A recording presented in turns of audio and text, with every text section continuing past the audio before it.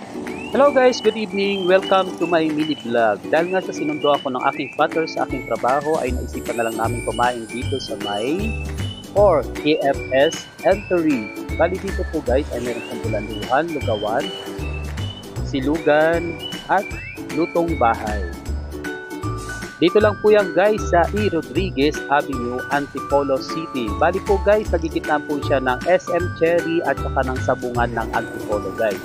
So kung gusto nyo kumain dito, punta lang po kayo. Nakakainggan nyo po kasi yung kanilang place. Nakikita nyo naman, pulang-pula po ang kanilang upuan at lamesa.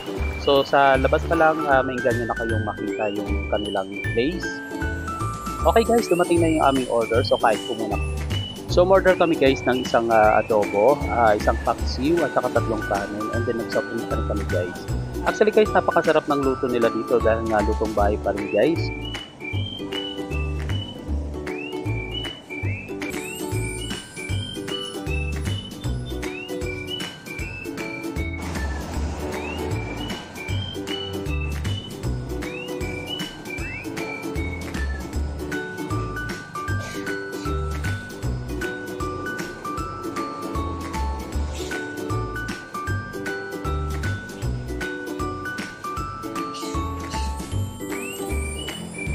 Okay guys, pagkatapos namin kumain ay umuwi na rin kami. Maraming salamat sa panonood guys. Bye bye!